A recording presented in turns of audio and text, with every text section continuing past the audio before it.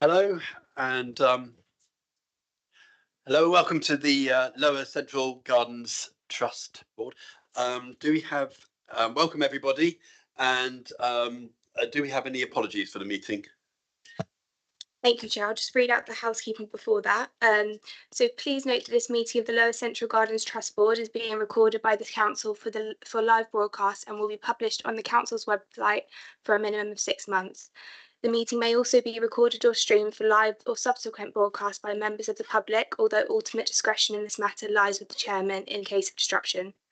For those in the room, please note that if the fire alarm sounds, please exit the building by way of your nearest available assigned fire exit route and make your way to the public assembly point along Brady Road under the flyover. Finally, please ensure background noise is kept to a minimum and mobile phones and other devices are turned off or switched to silent for the duration of the meeting. Thank you. And I can confirm we've received no apologies, Chair. And do we have any declarations of interest? Yeah, I'm a director at PH Live, and it's a subject of one of the paragraphs in the report, so I declare that as the director. Thank you. And I take everyone received a copy of the minutes. Are there any issues that that people wish to raise? Okay, so there's just the one which I raised previously, which was that we actually discussed the sculpture, which we might be talking about in a minute in the extra business last time, so having that recorded. If everybody's happy with that amendment and the rest of the minutes, do we have a proposer? Lawrence, you win that one, and Roger, you came second. Is that a seconder that I can? Oh, yeah, by.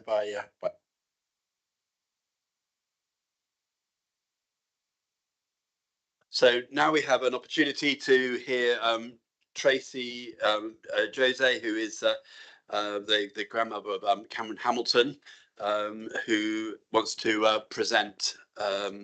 She's given you all a report. You have the report and wants to present to the.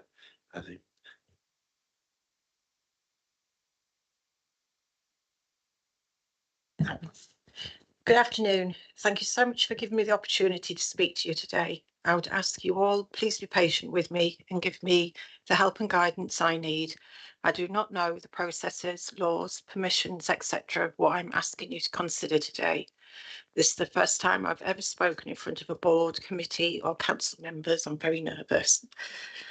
Yesterday, a dear friend told me to have courage when we talked about me being here today. I am feeling courageous because I believe change matters.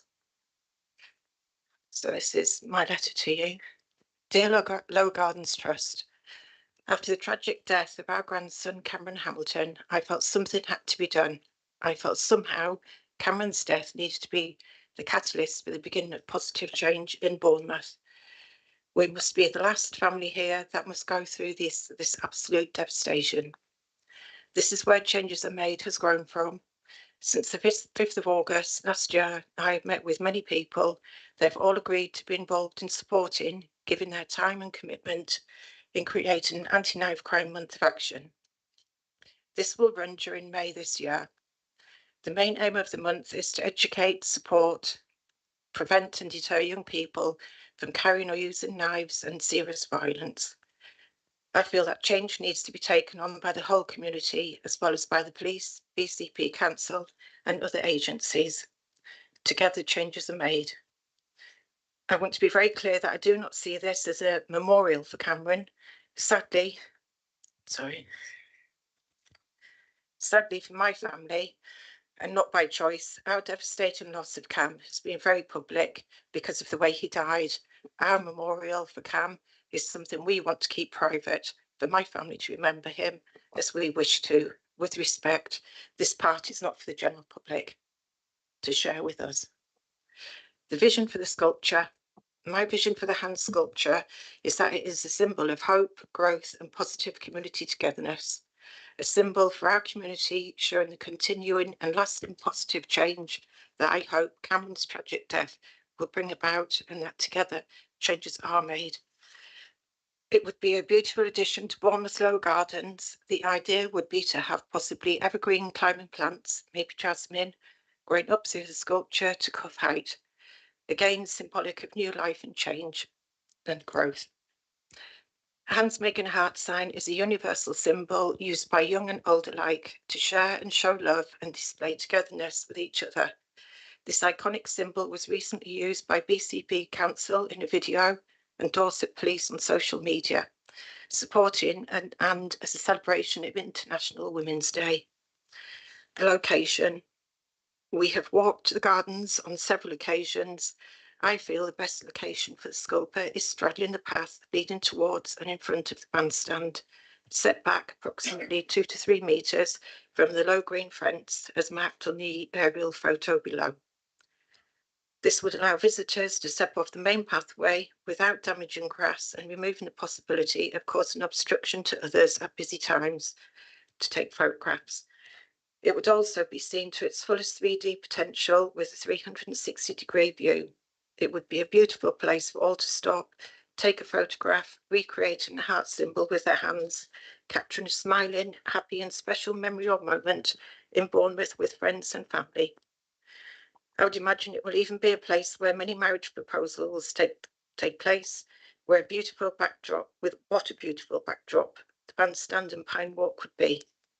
I recently had a conversation with John Weaver, Head of Events, Commercial Operations at BCP Council.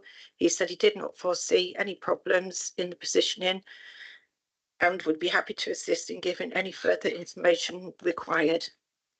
Specification.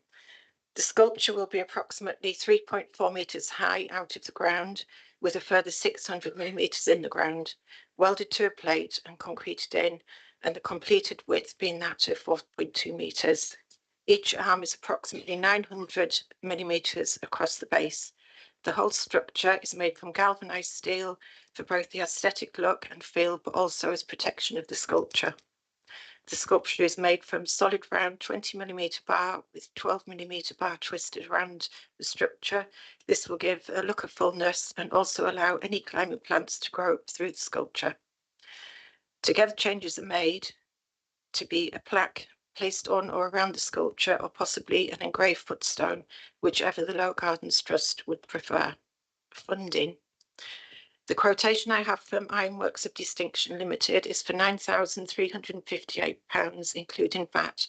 However, I do recognise the final costs could be more. The price includes materials, processes, finishes and site work. The plaque or footstone will be an additional cost. I plan on fundraising to cover these costs. Part of any monies raised would be used to cover the cost of the purchase of the plants to grow on and around the sculpture, and any remaining money would be donated towards educational programmes against knife crime in the BCP Council area. I would like to thank you for your time. Thank you very much. Thank you.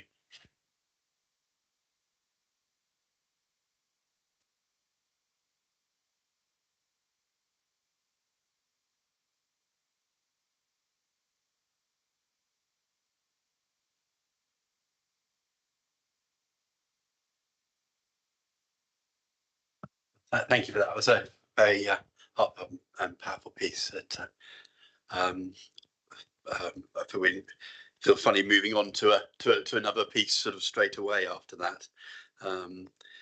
So we can move on to the Kate Langdown, Amanda Barry, and Kelly Dean in respect of the service update.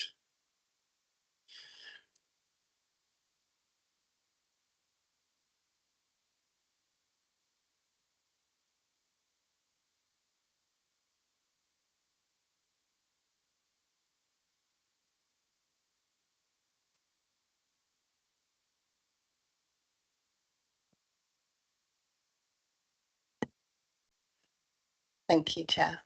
Sorry.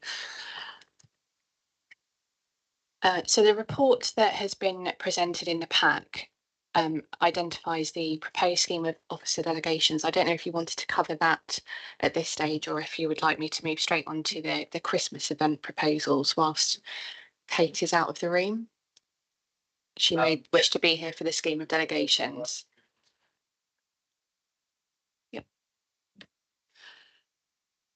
So in the report that's been provided, there is an appendix which details the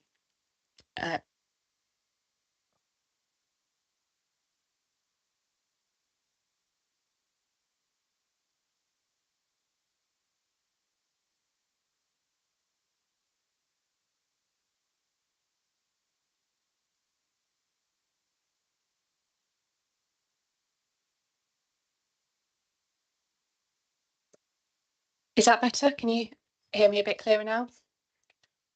Yeah. So in the pack, in terms of the Christmas events, we have identified a proposal in relation to a 1-year ice rink tender for 2024 linked to the wider Christmas Tree Wonderland offer. And then also identified, excuse me, an approach for a Christmas offer for Bournemouth for 2025 to 2032, which would be following the realignment of the 3 current contracts for the ice rink, Christmas market and lighting concepts. The information that's in the pack goes into some detail about both of those options.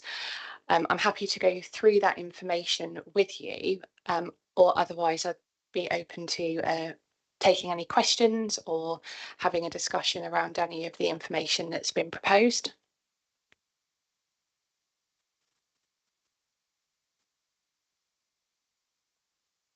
Roger, go ahead. Hello. So my first question is, I think it mentions in there that it's quite a long contract that will be offered in order for the contractor to have enough time to make a profit from the scheme. How does that add up? Yeah, thank you, Chair. So at the moment, the specification hasn't been finalised for the longer term contract, and we are proposing 7 years, which would allow an operator to look at what they could provide, the investment that would be involved, and then for them to get a return on that investment. But in terms of that duration, that is something that we're open to looking at and obviously working with procurement on. Lawrence? Councillor Bartlett very kindly sent some pictures yesterday, and it showed where the last year's site is, and it's a mess. We're almost into April, and it should be perfectly good by now. I would really worry if we go ahead and do it again that the site's never going to be cleared. What assurances are you going to give us that the site's going to be cleared certainly quicker than April the next year? Thank you. Could I just clarify, in terms of cleared, do you mean in terms of the grass? The grass, it's just a mud bath. I think this is something that I will have to ask Kate to come in on. Yeah, we haven't done anything different this year. It's purely the weather conditions. We've had such a wet extended period that the natural recovery of the area just hasn't had a chance, and it continues to rain. So it has been exceptionally bad this year. Could I come back? It's never going to get any better. It's only going to get worse. So what precautions can we take to ensure the gardens are restored long before April next year?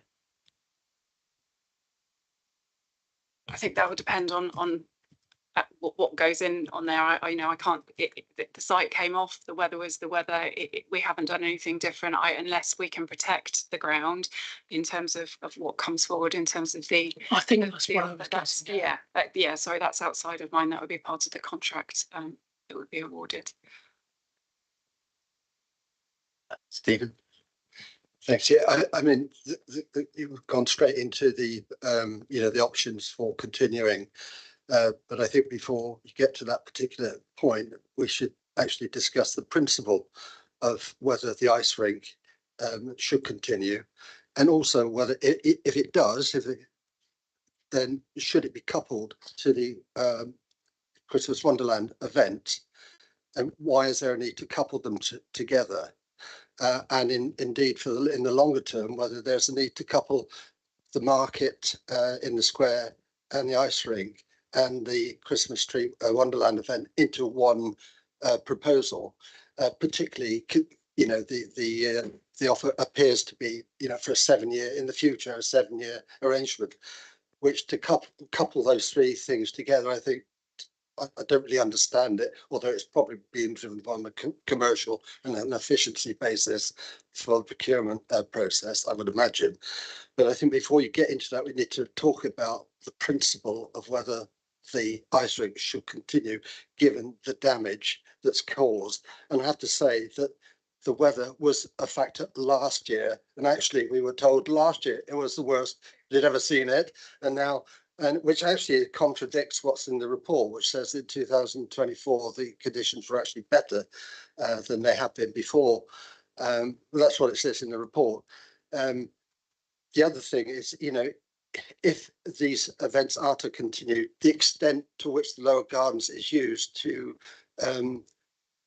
allow these events to continue, because when you actually look at the extent now, you're looking at, as you approach the gardens on the left-hand side, all the way down now, which is effectively almost half of the total lower gardens, has now become an event space as opposed to a garden space. And when you look at the duration of the event and the effect it has on the gardens, you're talking about starting effectively losing the garden space from November through to when it recovers in probably June, July. In fact, last year I would argue it didn't ever recover properly at all. So I think those are some of the issues that need to be discussed. That's my view. My query was much on the similar lines. I remember there was some talk of a payment being made, so, you know, to make good the area. And I was wondering, what does that get used for? Is the ground not reseeded or, you know, worked on in some way so that it, you know, is restored before the next, you know, for the summer? Yes, the ground is reseeded and worked on, but it's just been so saturated so far this year that it hasn't had a chance to recover as yet. I'd like to speak also in defence of the ice rink as well, in that if you go through the TripAdvisor reviews of the central gardens, most of the positive ones that are on there link to the events, the Winter Wonderland, the ice rink. The negative ones tend to be about rats and antisocial behaviour. Seems to be the two that people tend to focus on. The squirrels are fine; they're up the 5 stars. The rats not so good because they don't have tails or fluffy ones.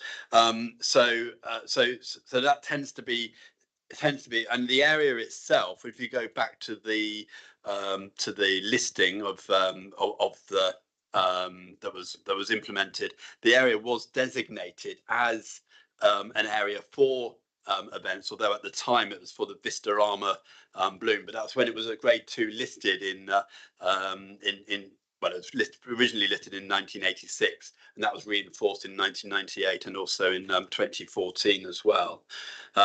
So that area has got a heritage as being an area for events, and it is those events which are getting positively appraised by people when they're visiting the area. So I think that needs to be taken into a balance as well. And I agree with that. And in fact, the fact that the gardens are listed is a very important point. And I think the heritage team need to have a bigger input into this. But of course, the bloom that was in the garden was contained in a relatively small area compared with what we now have, with half the garden being taken up with essentially event space.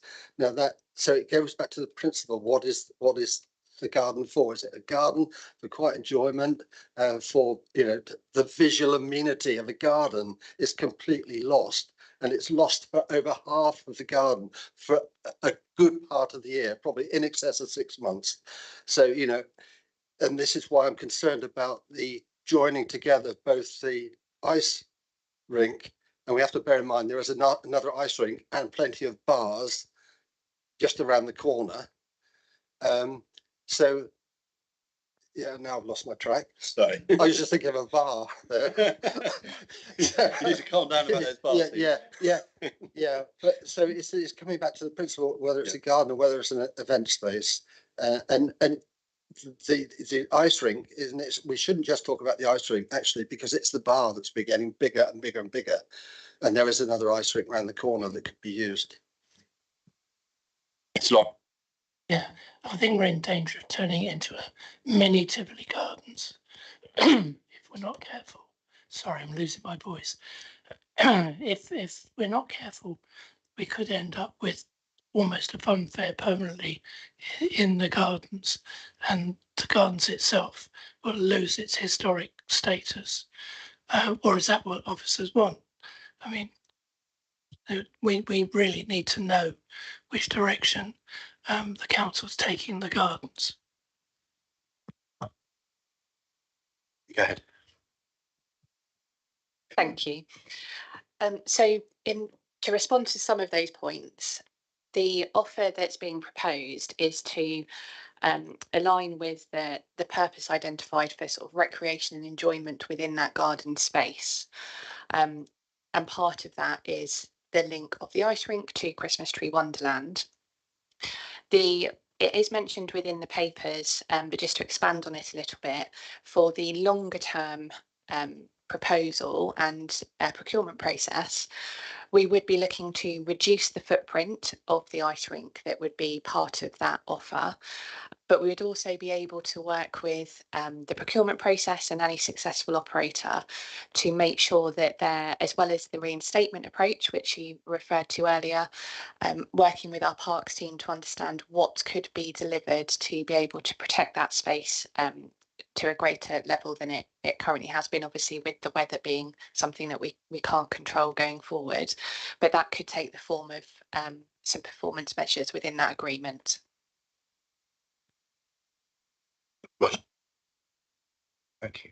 I seem to have heard the council talk about how we might protect that piece of land every time I've been to one of these meetings, and still here we are, ever since the ice rink first was installed, having the same problem. I have lost faith that there is anybody that's going to protect that grass.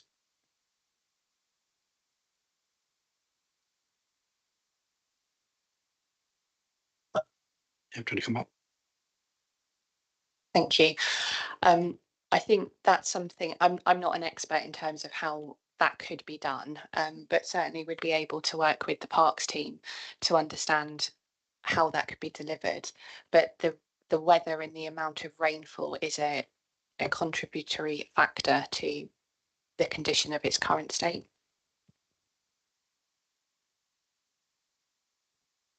Steve. Just one more question about the coupling of the two. I noticed that for 2024, there is still the Trees Wonderland offer and the ice rink, the proposal to couple those together. But actually in the annex, it actually says that they are separated. It says in there that the ice rink does not form part of this proposal. So presumably there are two separate contractors. So why is it being coupled?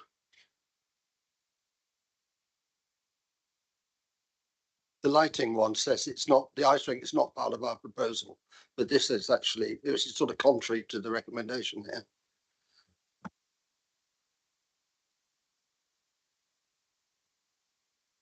Sorry, I'm just trying to find the section of the report that you're referring to. But we do have an existing contract in place for 2024 for the lighting and for the markets, but we don't currently have an ice rink contract or operator in place for this year. So they would remain separate, but we would be looking to go out for the offer this year for a 1-year ice rink contract. I thought you say it's 1 year then. 5. Yeah. Yeah. Sorry, it's a bit of a contradiction. If you look at the recommendation, the trustee supporting the following: the 1-year ice rink tender for 2024 and wider Christmas tree Wonderland offer. It's in the same recommendation. So I've read that as being a combined exercise. Are you saying it's not a combined exercise and they will be separately contracted? Yes, apologies. That's perhaps the wording there hasn't helped. So they would be separate, and the lighting and the market is already in place and has 1 year remaining on it. So we would just be looking to go out for a 1-year ice rink contract for 2024. Roger.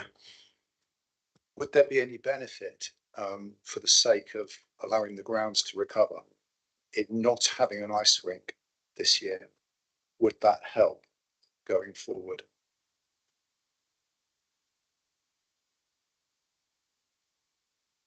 From a ground condition, clearly, less usage would let, sorry, is it not loud enough?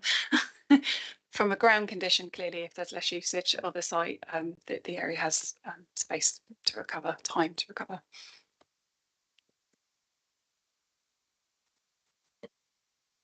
Yes, Roger. So is it worth considering that we maybe have a break this year, and then rather than commit to another 7 years, have a break every year or 2 years, whatever you suggest, to enable the ground to recover better and look better off season, i.e. Christmas season? I think that's obviously something for the board to consider in terms of making their recommendation, and against the wider offer that the garden provides in terms of Bournemouth Town Centre and its offer there, but it's specifically for the garden and the trust board. That's obviously for your consideration. I think it's worth considering. One thing I would just like to add to that, as some of you may know, one of my jobs that I accidentally have is managing a dairy farm, and I would say that the grass, it depends on the type of grass that you're growing. The type of grass that you've got there is essentially the sort of grass that you might put on a bowling green or a golf course. If you were wanting that to be green, you'd have a much hardier type of grass. It won't look so carpet-like in the summer, but that would you would, if you put cows on that, it would literally be churned up within 10 minutes and be useless for 5 years probably. But if you had a hardier grass on there, I think that's probably what. But that would be, yeah. So I think that's something which possibly might be worth considering in that respect.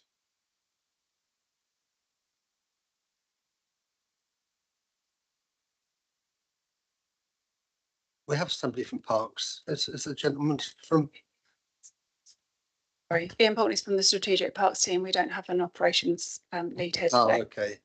I was just wondering, for an expert sort of opinion on because the grass didn't recover at all really last year, and so it wasn't in a good starting point before it actually went again, and that probably has contributed. Yeah, and I don't disagree with you at all. So I think there's some validity in the suggestion there. Sorry, Chair. Thanks, Chair. I was going to ask a question about financial implications of offset years, but I know Amanda's got her hand up, so I didn't want to start asking questions that may well be answered right now, Chair. So, Thank you. Yeah, just to respond in terms of the impact if we weren't to continue with the ice rink, there is currently a financial contribution to the council for the ice rink.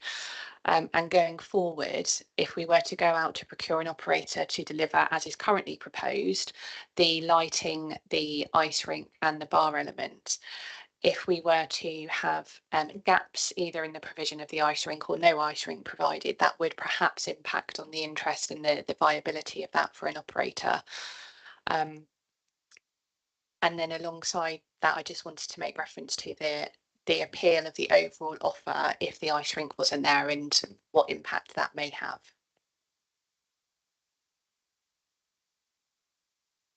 Steve, go ahead.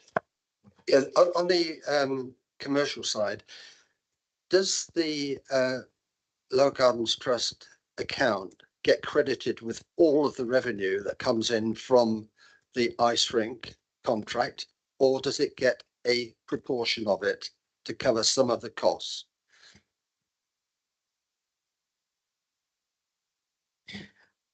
I'm afraid I'm not too familiar yet with how those work. I don't believe we've got anyone from finance here today. No, I believe Stephen's hoping to come along during the meeting, so if maybe we need to hold that question, and if when he arrives, he can answer that one for you.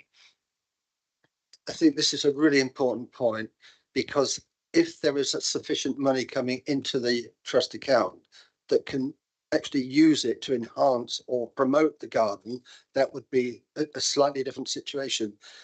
But I know that we do get a contribution for the cost of the electricity, which is significant from that particular contract. But I've always wondered, is that all of it? Is that the contribution for the lease charge, or is there anything else associated with it? No, I wouldn't need Stephen to give a definite answer on that one, but the fact remains that the gardens is still quite heavily subsidised by the council. So even with that income, if you're not getting all the, if the trust board isn't getting all of the income at the moment, which I probably is, it still wouldn't give you surplus to then reinvest in the ground. So I'd like to challenge you on that, because the pavilion is part of the trust, but the trust does not see the revenue coming in from the pavilion because it goes through BH Live, and the BH Live pay a management fee to the council, which is not recognised in the trust. So you're seeing a trust asset from which the revenue is not recognised within the trust accounts. One of the reasons why there is the arrangement is that the contribution from the council is seen as a contribution, but there are other things coming into the council that does enable it to make that contribution. So I don't think it's necessarily correct to say its additional cost is not covered. There are other ways. It's not as simple as what you might, as it may appear. That's my view anyway. It's all I can refer to is obviously the annual accounts, which show that we're as a council it is subsidising the board. How it was set up many years ago, I'm unable to comment on. Apologies.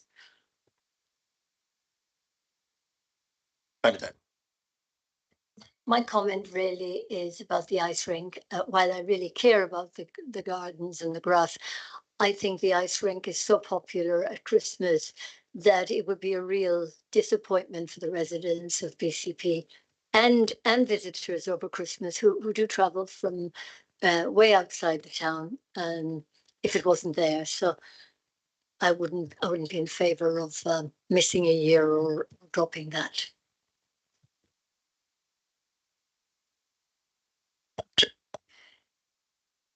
Yeah, just wondering, is there any within the offer put out to tender, is there any requirement for discounted rates or anything for that maybe disadvantaged local families to have access to the ice rink? I don't know if there's any sort of thing like that at all.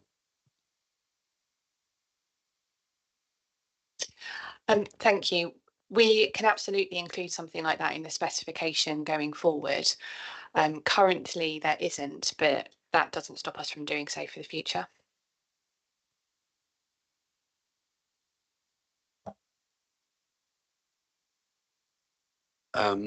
So yes, I think sort of probably a point to kind of move it forward. I think in terms of the ice rink, my personal view is, yeah, reading through the reviews on TripAdvisor, they all there are people who actually, yeah, I've got a review from January who said what a fantastic job BCP have done at the gardens, and they talk about the ice rink. In fact, the only negative comment that I managed to find of the 3,000 comments on the TripAdvisor was that the queues for the ice rink are too long. Yeah, so it's obviously something which is very popular, and it does seem to do that. My personal view is, again, managing those sorts of areas that we could possibly look at a sturdier type of planting for the grass. That would also allow it to be more of an area in the summer as well, because otherwise what happens if you play football on a velvet carpet lawn, you're going to end up with muddy areas. I guess actually I wasn't going to bring it up, but my final point is actually when you if you look at the original grade 2 listing for the park, which was written by Historic England, they provided photographs of what the park looked like in 1905 and 1910. To show, so that people could get an understanding as to how it should maintain its elasticity. And the grass at the time was actually very muddy, because it is in the basin. It's not particularly well drained area. It is always going to be an area that is going to struggle. And I just wonder whether actually what we need to be looking at here is perhaps a more appropriate planting. Whereas obviously historically we've tended to go for the carpet type effect on that. But so on that basis, my personal view, I would propose that we do keep the ice rink for another year, if I have a seconder.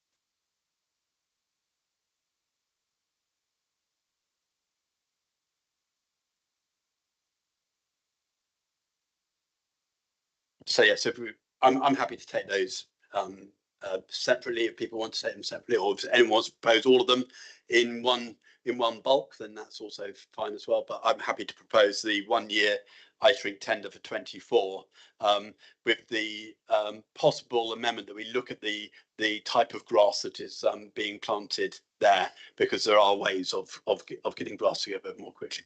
I'd like to go further and ask that we make sure that it's put back in good order, whether it's turf or seeds, before April next year.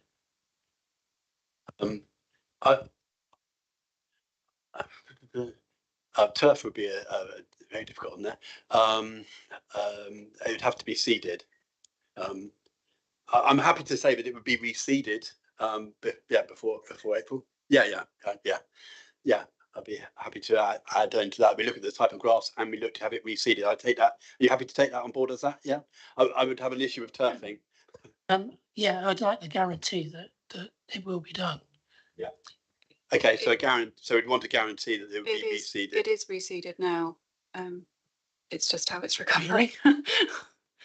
the photograph. There has to be some form of protection that we can put in place to stop it flooding and turning into mud. The area floods quite regularly, as we've seen this year, so it is difficult. So we're putting an ice rink on a flood plain, basically.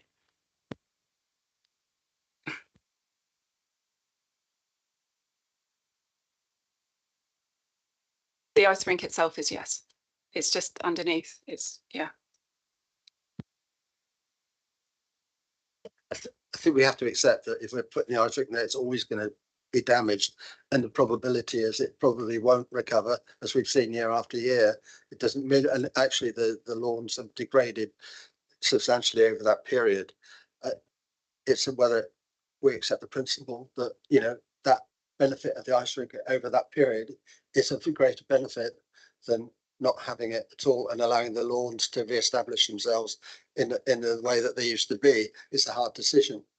And I'm really battling with this. I really need to understand the financial implications as well, because I thought there was no real financial benefit. Yeah, I'm in the same position as you. I'd have to say, well, I'm sorry, I couldn't agree to it to continue. If on the other hand, I understood the financial aspects of it, then that could put a different weighting on it. So I don't know. I'm not sure I can even decide on this. The debt. But if we think about the fact that the gardens are for the enjoyment of residents, and maybe some residents don't enjoy walking on grass as much as they enjoy the ice rink. You know, I'm thinking of trying to have something here that caters for everyone. Then maybe the ice rink is preferable in some respects. Well, there's nearly 500,000 residents in BCP, and the ice rink doesn't have anywhere near that. And I think the gardens over the years have really had a lot of visitors. Yeah. So, Stephen. Yeah, my last comment. I mean, you also have to take it into the context, the overall context of the ambience as the area, as a garden, as a heritage asset. And if it's not being maintained as a heritage asset, which I'm afraid it's not, it's being used for commercial exploitation and has become an event space primarily and not a garden. So it's a hard decision. And it's really about commercialization, event space, versus a heritage listed garden of beauty and visual amenity. That's the difference. I think on that point, though, you have to recognise that when it was listed, it was listed as that area was listed as the area for an event space for the Vistarama Bloom. That was what I mean. So I know there feels like there are differences, but the Vistarama Bloom was permanent, and probably when they took the grass up, when they took it up, there was. I imagine after it looks like it was pretty much there for 20 years. I imagine that it had to be reseeded at that point.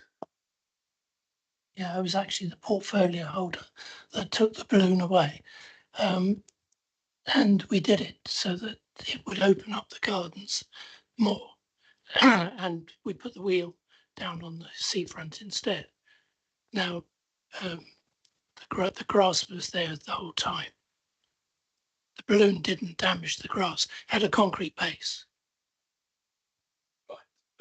And when the concrete base came up, it was reseeded and everything was fine. So the balloon it's not relevant to this.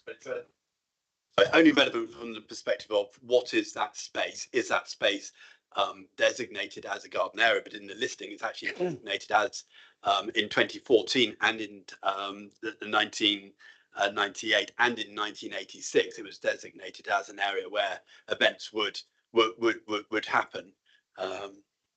I guess we're on an impasse on this. I completely understand the relevance of the listing situation and what's going on for. I think it just boils down to, does it look terrible as you walk through the gardens or not?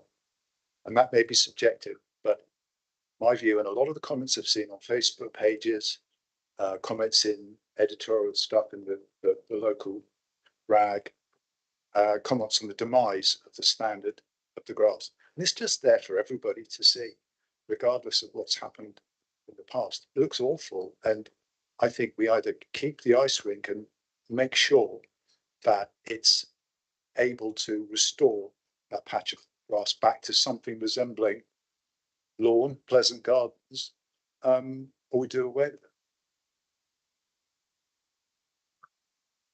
Jamie, is there actually anything we can do so like the electric upgrade has been folded into the offer? Is there anything to do with drainage or anything like that, or is that just beyond the scope? So that over the course of that 7 years, some long-term solution is put in and coupled with maybe a hardier grass variety that come 2032, we've also managed to solve those problems. Thank you. We could absolutely include in the specification and work with an operator to look at other investment opportunities.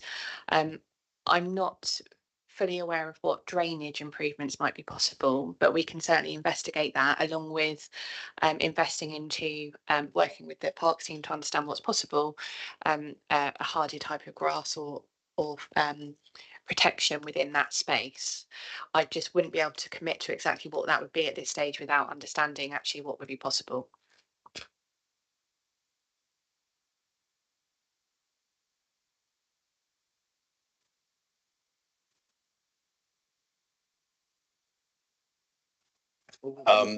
So is anyone prepared to second the proposal that we keep just for 1 year? So this is just the trustee supporting the 1 year ice rink tender for 2024 with the possible amendment that we ask them to look at the hardier form of grass planting.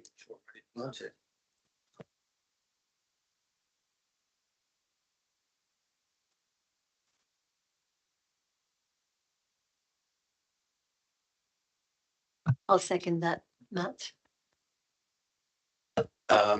Anyone who's in favour of retaining the ice rink, this is just for 1 year. This isn't the second proposal. So just retaining the ice rink for 1 year and with an amendment for a hardier form of grass.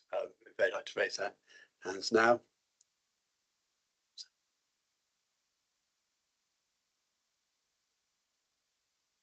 And everyone who's against. And no abstentions. Well, that comes back to the chair. So they voted in favour originally.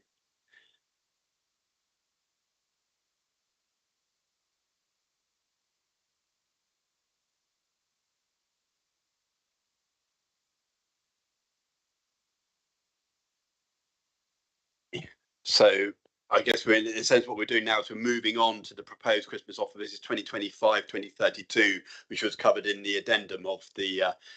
This is whether we are happy to align the 3 contracts and to delegate that to the council staff. Are there any further thoughts on that?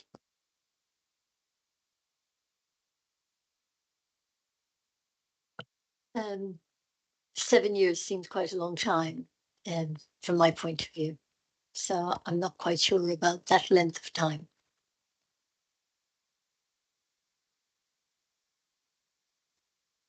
Yeah, I did mention about I don't like the idea of them being coupled in the way, because some bit may be appropriate for 7 years, other bits may not be. For example, the Christmas market, probably appropriate, but for ice rink, 7 years, I'm not sure about that. Even the Christmas tree, I'm not even sure about that actually for 7 years. So I'm not sure they should be coupled together. Mm-hmm.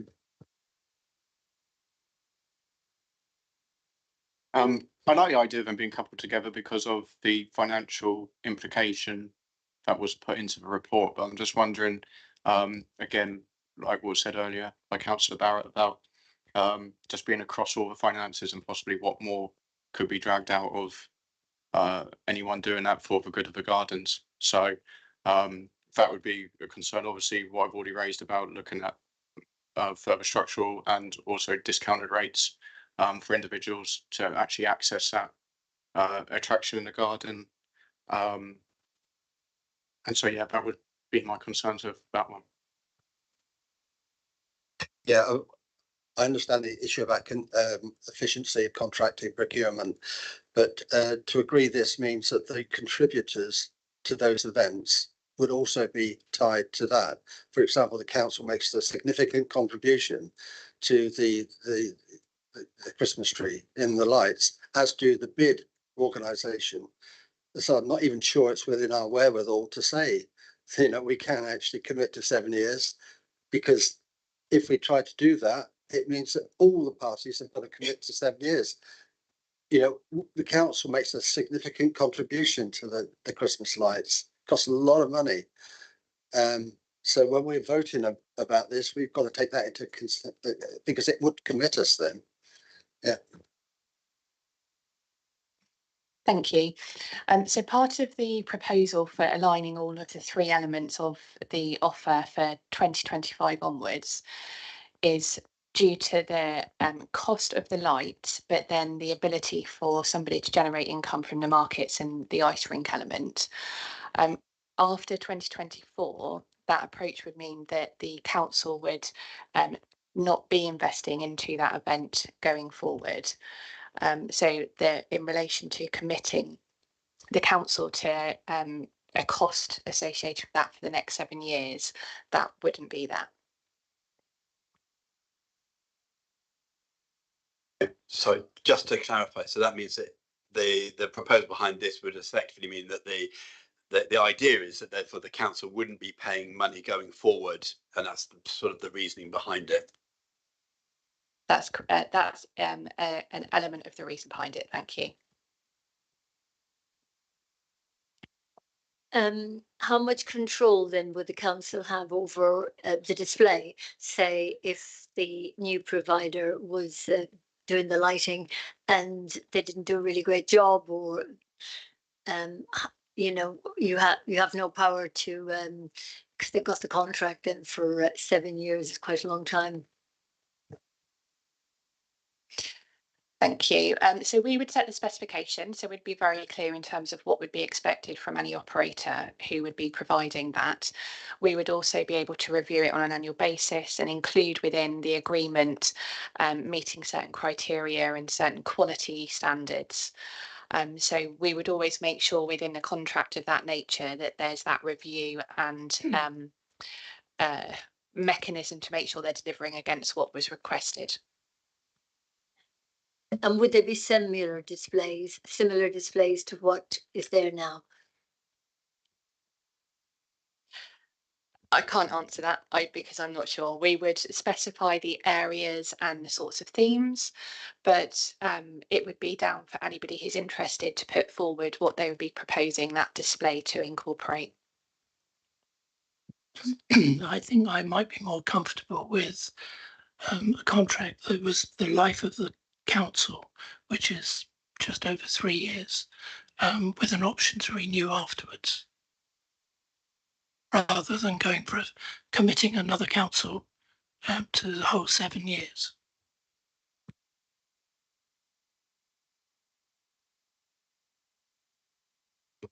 Just one. I think provided there was sufficient protection and break clauses available within the arrangement, then that could be acceptable.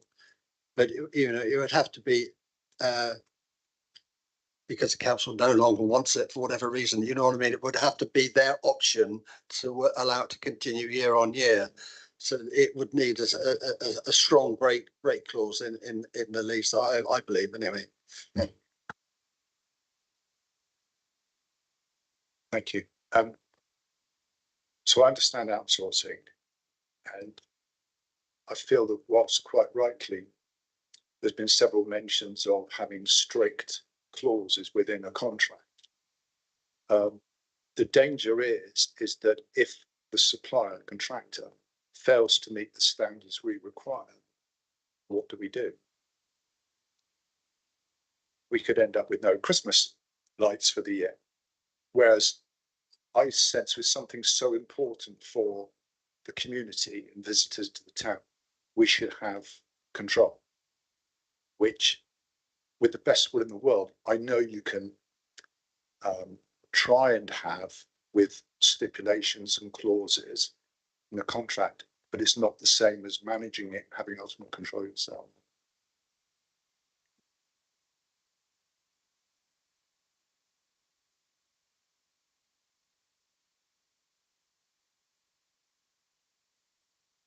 Sorry, thank you.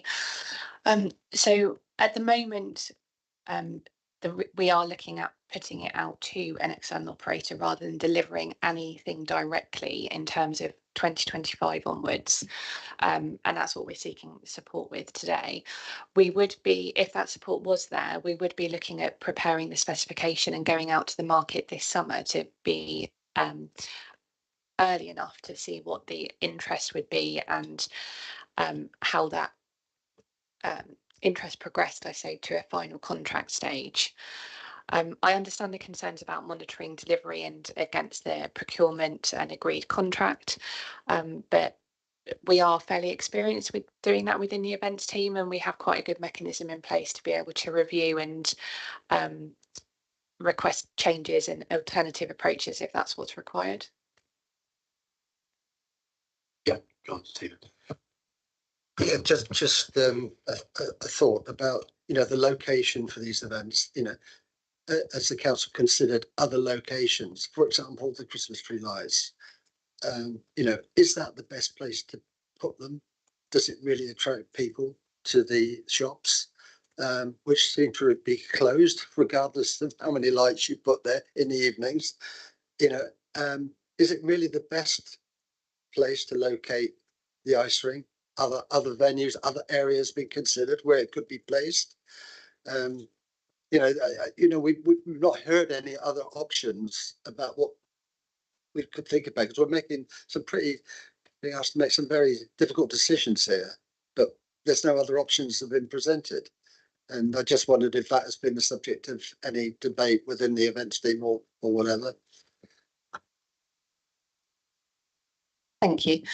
Part of the reason for its current location and the proposed location going forward is to encourage people into the town centre, and obviously it needs an element of space and congregation space around the items that are provided. The gardens themselves provide that thoroughfare from the seafront for the enjoyment of good gardens and into the square itself. And support the wider economics of the town centre, not just the retail, but also the restaurants and, you know, other services that are there. I know in previous years alternative locations have been considered. What I don't have, unfortunately, in front of me is what those locations were and why they weren't deemed all that suitable. I wasn't involved in it at that stage, I'm afraid. I've always thought it very odd, that concept of using the gardens as this sort of transition point to the sea. But of course, in the evening, when the lights are on, that's not actually what it's used for. So, you know, you walk down through the gardens and then you turn around and come back again.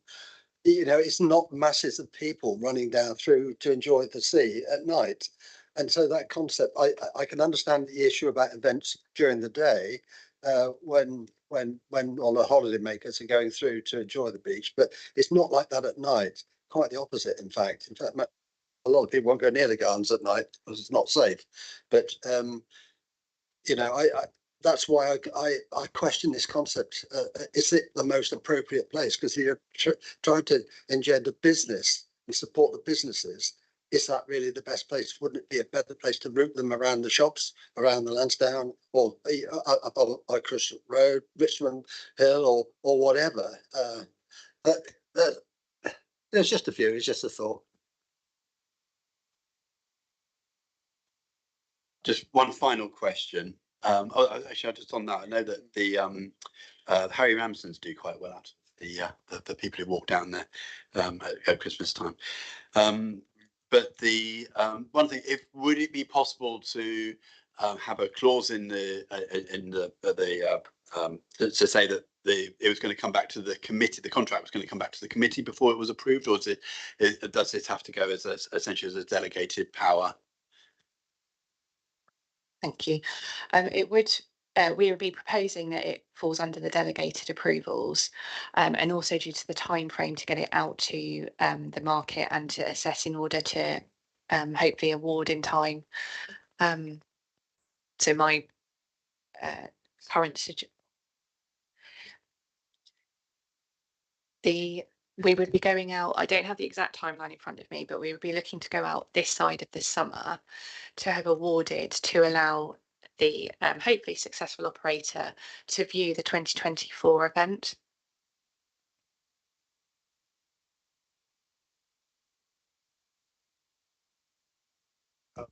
You asked the question about whether it needs to be approved. Whether it can be approved.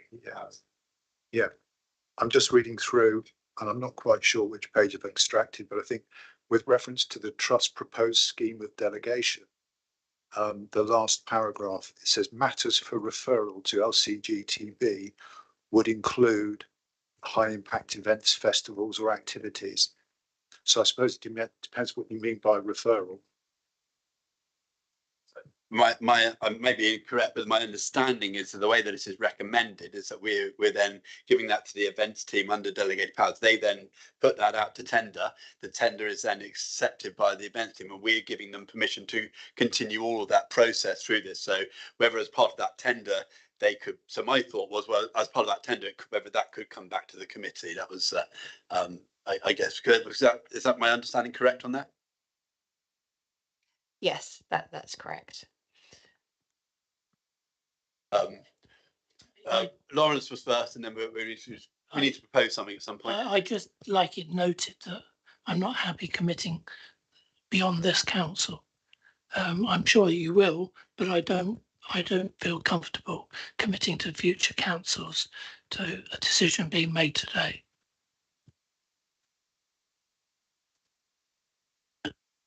Roger. I just don't quite understand why we're putting it to a vote, but we've no power to veto. I can't quite understand that. Well, if you were proposing as it's as it is existing, is what you're proposing is not that it's that the events team are going to issue a tender, yeah, that they're going to go out and they're going to say to different providers, there's do the proposed Christmas offer from 2025 to 2032. They then look at all of the tenders and they decide which is the best one, and then they sign up and they agree to it. That's my understanding of the proposal. I think that's, yeah. So you're not you're agreeing to that essentially being a delegated power. So I guess so yeah, that's my understanding. So do we have a proposer for the recommendation as it stands?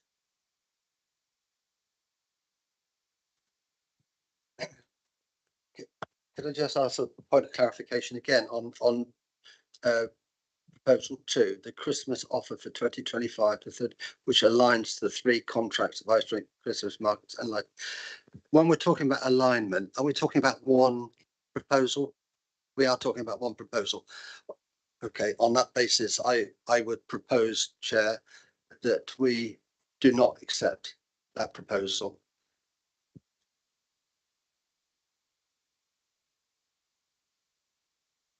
Yeah, I second that.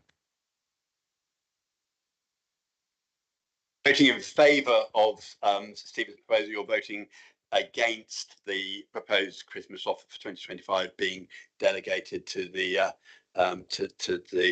events team as it stands. Okay, so can I just clarify? Voting for that, where does this end up? Thank you. If the recommendation as proposed by Councillor Bartlett is accepted, then we would have no Christmas tree Wonderland offer after 2024.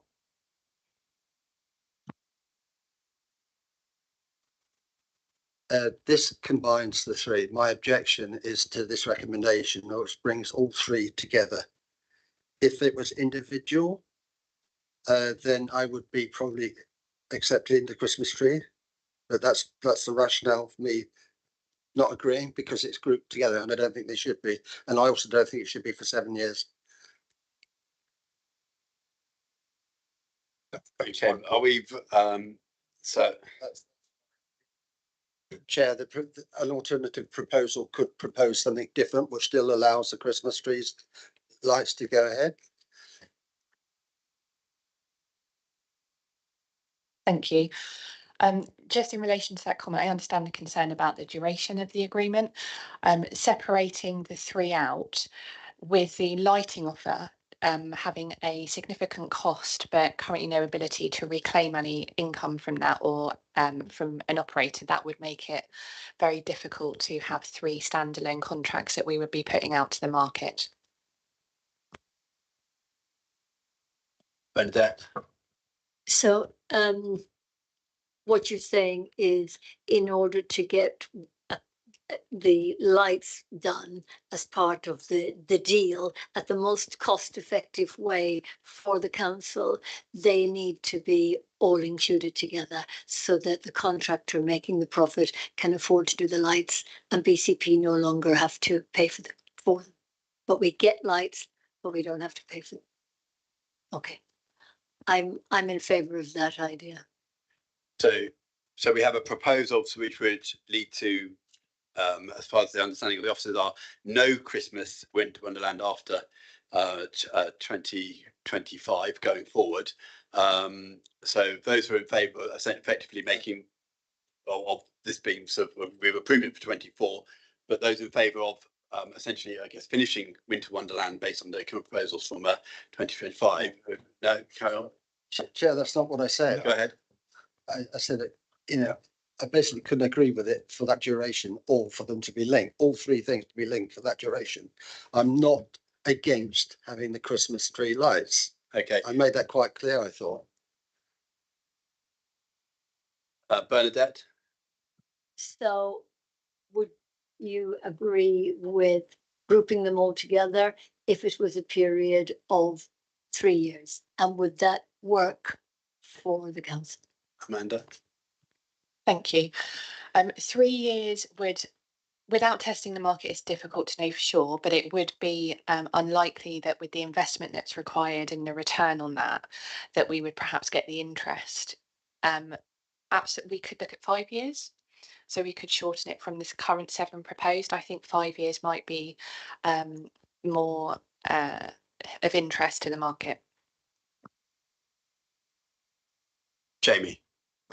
Yeah, sorry, I'm not across this, but what is this the first time it's come up since obviously the ice rink has come to an end this year?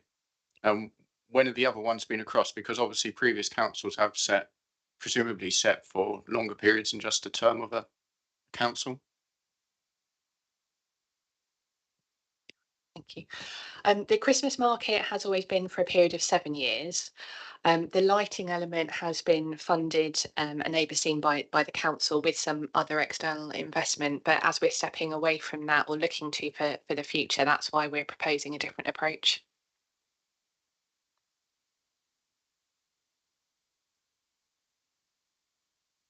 Chair, I did make a proposal and it was Yeah. seconded. Yeah. Someone has offered to propose amendment to that, which needs to be discussed. Then that amendment, if accepted, it's got to be voted. It's got to be voted on. So that's the first thing to do. Yeah. But do you accept the amendment of to 5 years? No, I don't. Okay.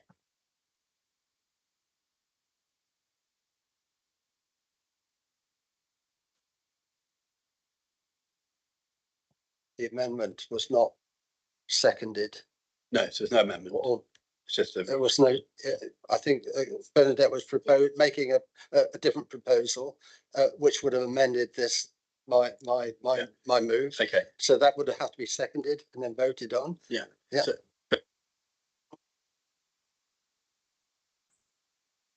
thing is, if you have a proposal and then somebody wants to put an amendment, and then the person who makes a proposal doesn't want to accept the amendment, then you need to do the vote on the original proposal. Yeah.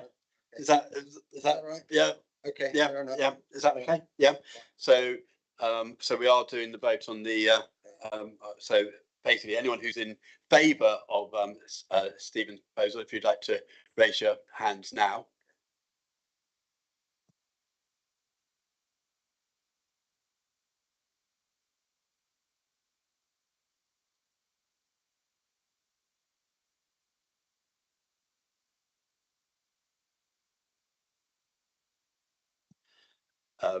Bernadette, did you want to put in a proposal through to this with an amendment?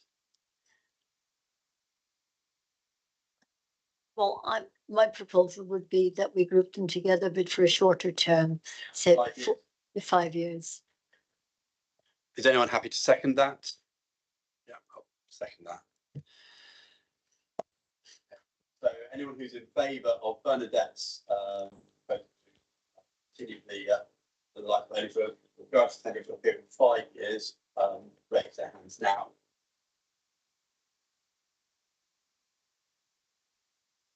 Anyone who's against?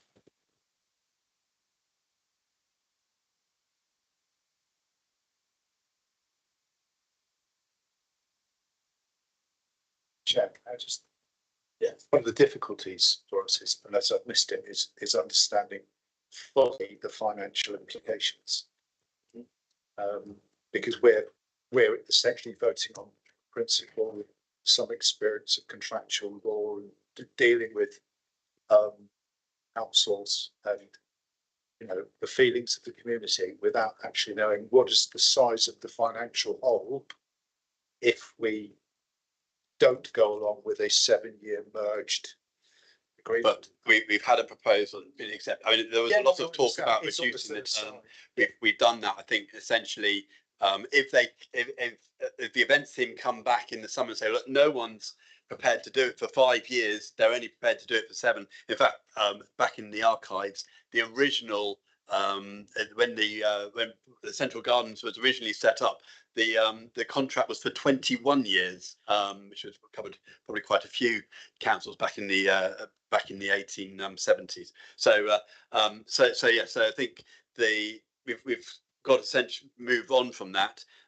We've got another recommendation, so we've got plenty of time to disagree about things. About the trustees grant permission for Low Gardens to be used for a variety of activities during the Knife Crime Month of Action. Now I understand that there's Thank you. My name's Tina Sillington. I'm the BCP Community Safety Manager.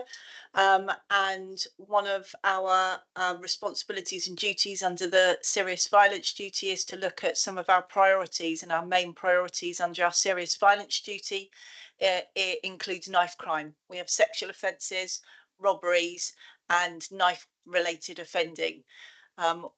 The main project that we're looking at under the knife related offending at the moment is to have a knife crime month of awareness. It corresponds with a national programme of events and also includes the OPSEPTA week, which is the police's education week around knife crime. So we were originally looking at dates that are in the papers from the middle of April to the middle of May. But actually, because of the PCC PERDA period, we've had to push that back. So it's likely to be from the 4th of May to the beginning of June, possibly with a final event on the 15th of June. But that's still to be decided because of the changes of dates that have come about in the last couple of days. It's going to be a variety of different events across BCP, but some of it, because our hotspot area is in Bournemouth Town Centre, there are some proposals, and we're still building those, around events that will be taking place in Bournemouth Town Centre. And the proposal is that we are allowed to use the lower gardens for some of those activities. All of the activities will be free.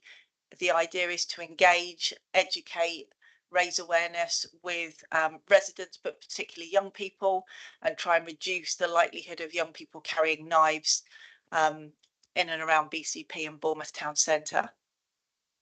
Thank you. Are there any questions from the floor? Yeah, Lawrence.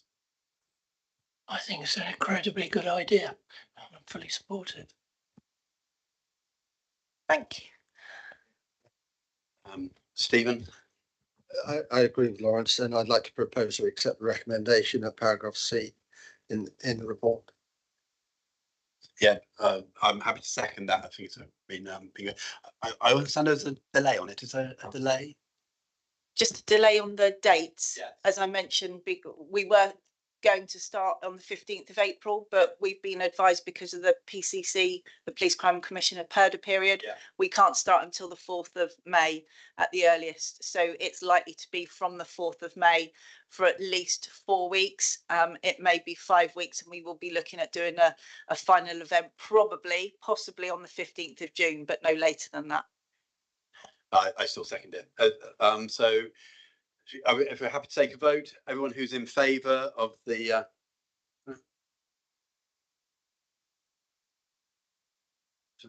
anyone against? No abstentions.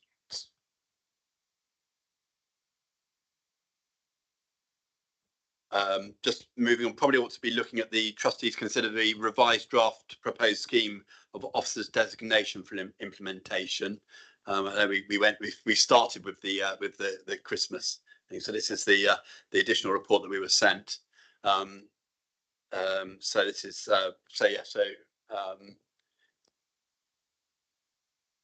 Thanks, Chair. This report, we didn't receive a draft of it, and it's come up in the last few days. I've looked through it. I think there are elements of it that would be subject to possibly some changes. I think we as a committee need a little more time to review it and discuss it between ourselves to see if there are any changes, rather than do the work in here in committee, because it could take a long time. I think it would be much better if we were given a little bit of time just to look at it, reflect on it, and come up with any proposed changes that we may have. So I would like to propose that we defer this item for a time to allow us to come to a consensus on that within the work that we can do outside the committee, and then make our proposals to whoever I'll second that. okay. Kate, if there's anything that No, that's absolutely fine. Welcome it. I believe we meet again on the 20th of May for the board, so hopefully allow discussion time. So has anyone else got anything to add to the delegations? So in terms of that, so it is putting it forward to a later date, so we've got more time to get everyone who's in favour of doing that. Raise your hand now, and then everyone who's against, and then abstentions. I read it already.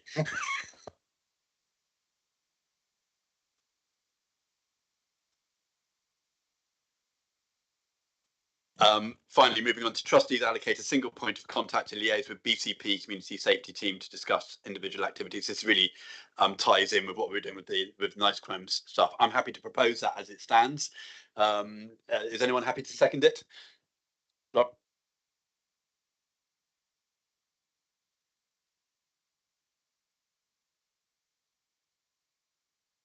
sorry, can you? Who was that? Who will it be? Were they going to allocate somebody? Oh, sorry. Okay, trustees.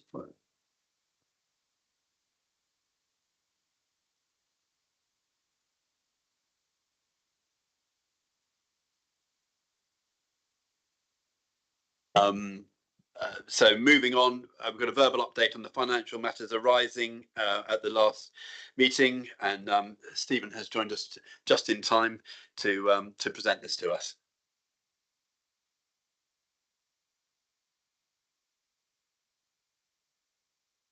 Right, good afternoon all. Apologies for my late arrival.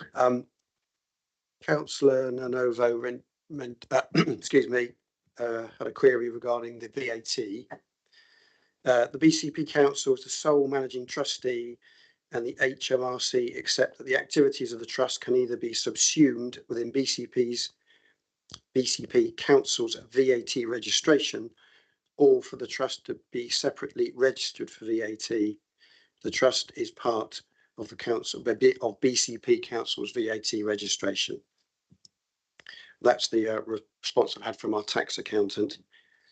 And Councillor Williams, you made a question regarding the separate bank account of the Lower Gardens Trust, and this is the response I've had from my colleagues in corporate finance. BCP Council acknowledges the external audit findings regarding the trust having a separate ledger and bank account.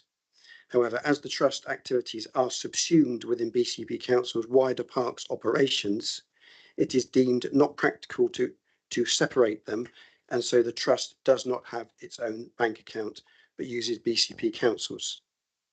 BCP Council, as the sole managing trustee, accepts the risk that is inherent in its decision. And this arrangement has been in place since the trust's inception, which precedes BCP Council. Thank you. Any questions? You've silenced us. Well done.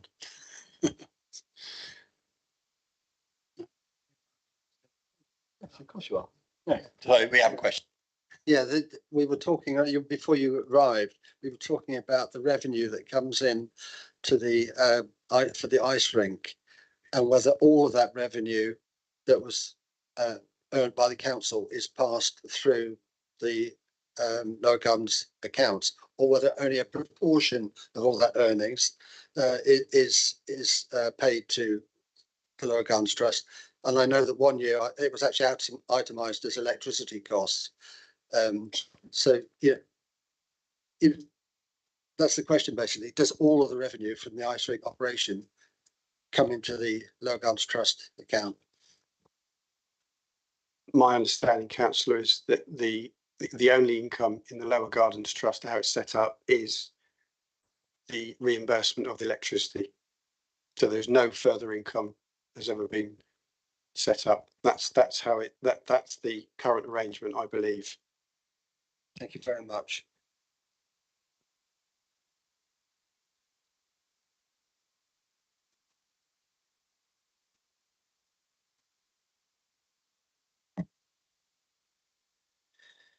On with the microphone. We need future meeting dates, work programme, and we also have an urgent item.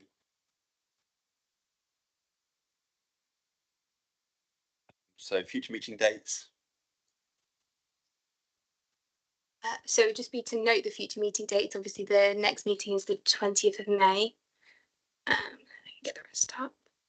And then again, if there was any items that anybody in the committee felt they wanted to request to consider at the next meeting, just be an opportunity to raise those.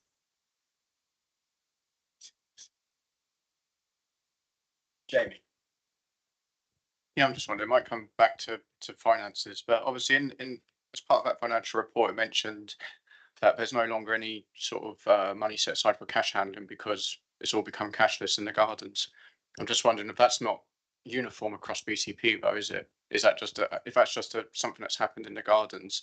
I'm just concerned about the accessibility for everyone to be able to access the concessions in the garden if they just need to use cash. So I'm just wondering if that's a decision or that's something that this board should be looking at.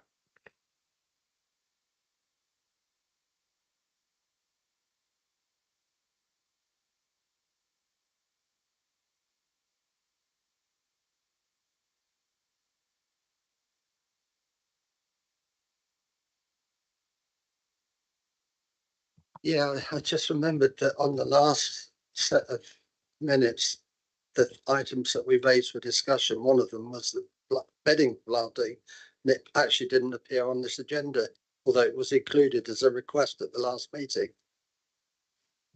Am I a bit out of sync? No, you're not, Councillor Bartlett. You're correct in that this meeting was for the additional items specifically in relation to the events. So the next not scheduled meeting is for May. So the bedding plants item will come onto the May May agenda.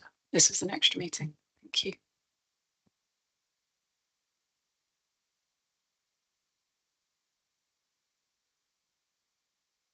Yes, please. I don't know if is this the right place, but yeah. I had a wander around the gardens day before yesterday, and frankly, the state, the graffiti, the damage, etc., and the overall assessment of it, it left me quite saddened and very disappointed. And I thought, you know, really, what's going on here? I don't want to just sort of pick out any one particular bit, but the overall feeling that I got was one of sadness, and that, you know, the Lower Gardens, which used to reflect our sense of civic pride, is now gone, and it reflects the lack of investment, the lack of money. It's not, I think, unusual that other towns are suffering, but you know, the Lower Gardens was the place that we could put ourselves on show, and we're not doing that anymore. In fact, it's in decline, and I really wonder. And now we have 6 directorates. I'm not pointing the finger at directors here specifically, but we have 6 directorates and a chief, an overall operations executive director, and God knows how many people dealing with matters of the Lower Gardens. Yet if you go down to the Lower Gardens, it's an absolute shambles. And I'm just thinking, why? You know, we really need to try harder. This board itself is failing in its duty as well, in order to make sure the gardens are kept in accordance with, you know, the purposes of the charity from which it was established.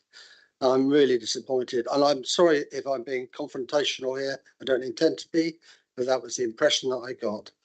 And it's a snapshot in time, I accept, but I just say that we've got to try harder somehow.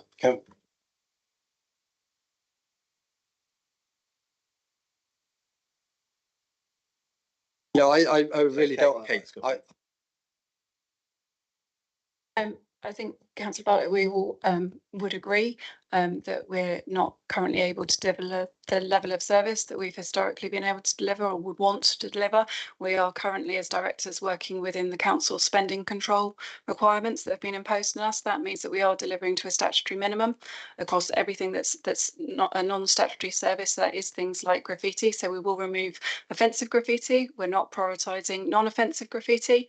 The painting of lamp columns and other, I've seen some of the photographs you've sent through. I've only been able to have a quick Snapchat look at them, but that is the type of work that is having to be paused at the moment due to the funding restrictions that the council faces.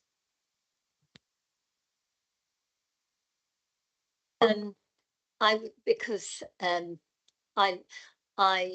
we have gardens in my ward, and you know, we're constantly wandering around checking, and I saw in one of Stephen's photographs, it looked like an electrical box or a phone box that was left open.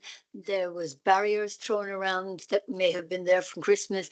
It looked like nobody's actually walking around and tidying up, which, you know, I presume there's a team who look after the gardens or who come there regularly to do work in the gardens. And I'm just wondering, do these things get reported? It just looks like there's no one giving it any TLC, which is free. You're correct in that there is a team daily working within the gardens. The utility boxes and things that, again, are evidenced in Councillor Bartlett's photo, that they're not BCP property, so we can't remove graffiti from them. We have to report defects through to the various utility companies, and we're obviously then beholden to them as to when they will respond. Similarly with the barriers that they've placed around them, again evidenced in some of the photos. But we do follow those up, but we are restricted as to what is BCP property versus external. The box I saw that was open, that looks, I was going to say that looked dangerous. So I would have thought that, I mean, I know how difficult it is to get the electricity company or any of them to clear off their graffiti or paint their boxes, because I've been trying for a while now. But you know, that is quite serious, because it's open to the elements, open to anyone, you know, silly enough to put their hand in there. Noted, and we'll take it back, but I suspect they've been reported. I suspect that's why the temporary barriers have been put there, probably been pushed down, removed, etc. But I'll take it back to the team.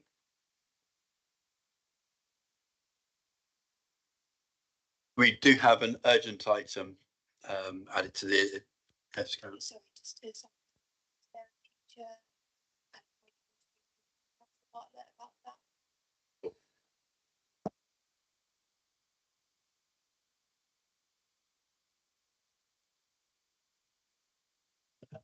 There was an item, I only became aware of this 2 days ago. So this is the Art and Makers Market, which is currently run in-house.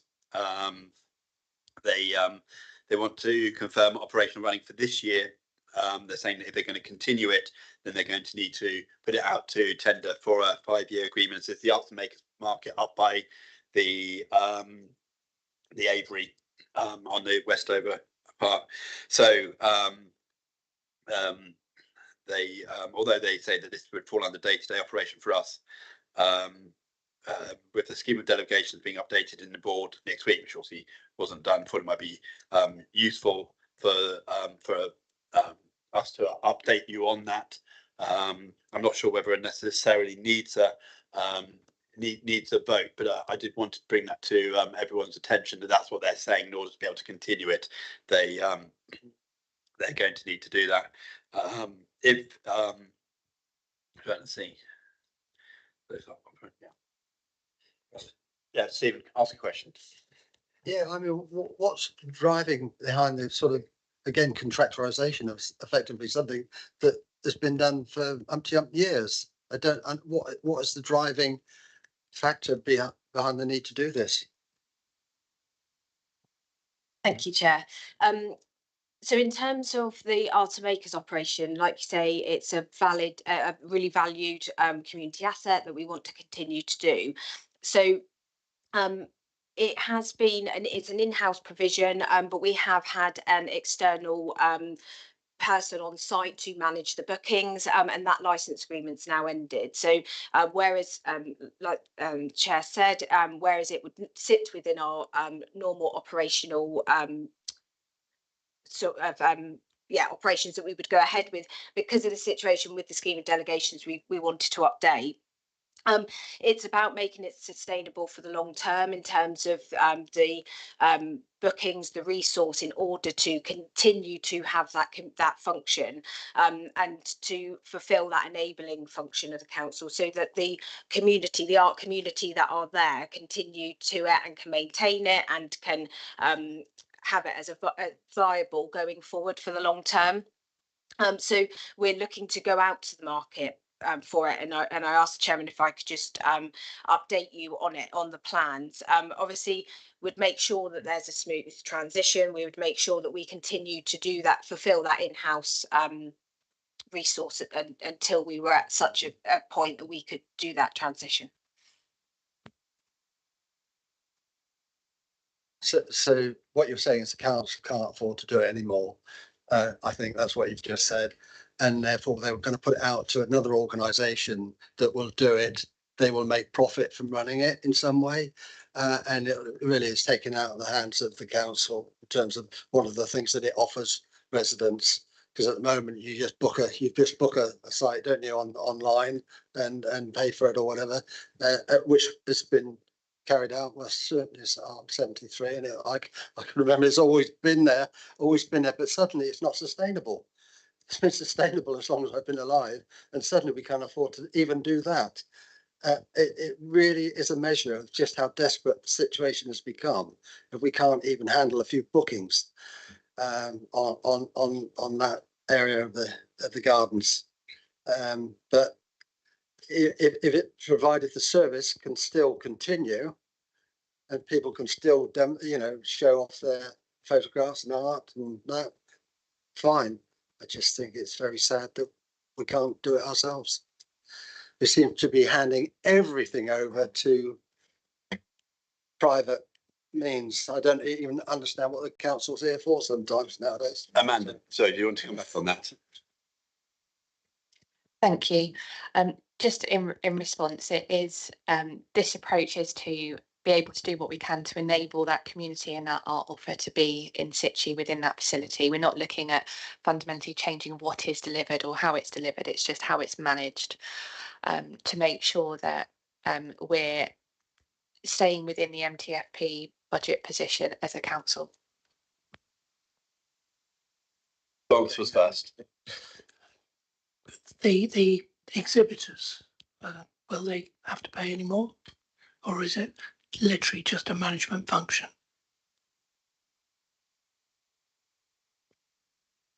Without going into the actual sort of specific details of the specification, it's like for like, so that they can then maintain it going forward. So and can have that community function. So it's not about a financial gain. It's about opening out to that group. It's not been tested, so we don't know what will come in, but that would certainly be a factor, because we want to enable it to continue. That's there's no other goal than to keep that going. Born and bred, I was there as a little girl. We want it to carry on, so we don't want it to be extortionately priced that can't happen. Thank you. I mean, one of the things I think everyone seems to be, because no one said to the contrary, that we're in agreement that we want the arts and makers market to continue. In terms of supporting that as a board, is there anything that you feel that you would, I mean, we could just leave it as an urgent item, or is there anything that you feel that you need from us at this stage in order to ensure that that would continue? I think it was really just awareness, because this scheme of delegations were all being updated, and there was a meeting here. We thought it would make sense to bring that up in case there was any specific concerns that needed to be raised, but no, nothing specifically we need from the board. Thank you. Just on an operational practical issue, the canopies along there were renewed at great cost. In fact, there was last year there was an article in the Echo about it, because they did get extremely ropey. They looked awful. So they were replaced, but they're then left over winter.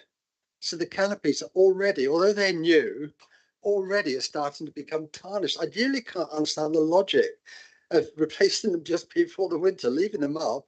And now that they've all the pine needles and cones that just fall on them, they dip, and the canopies are all stained. So already they're starting to degrade. I just don't understand the logic of doing it that way. Helen, do you want to come back on that? So in terms of getting it ready for the season, there is part of the funding to maintain that and get it ready for the season. In terms of looking at the wider of when it goes up, I don't know whether Ian, you would know about it, but we could take that back to our operations team. So in terms of how they're fixed up and whether I don't know where the details, whether they can come up and down easily, but they are being maintained for the season. Yeah, they get put up and then they're left there for years effectively, and then they fall to pieces because they'll rot, and then they're replaced, and here we go again.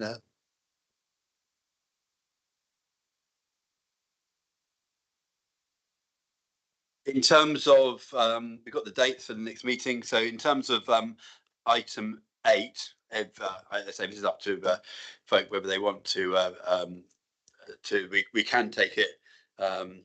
We can make it an exempt session if that was what was wanted. It's really to discuss the proposal put forward by Tracy Jose earlier on. So I would need to take a vote on it if people do want to make it an exempt session and to end the recording. Yeah, do we need a proposer for that? Or yeah, let's have a proposer. Yeah, we've got Lawrence proposing. Do we have a seconder? Oh, Jamie, you were first. All right. So everyone in favour of taking it doing exempt session, and everyone against? I'm always against exempt sessions. I don't want to start where we did. Right.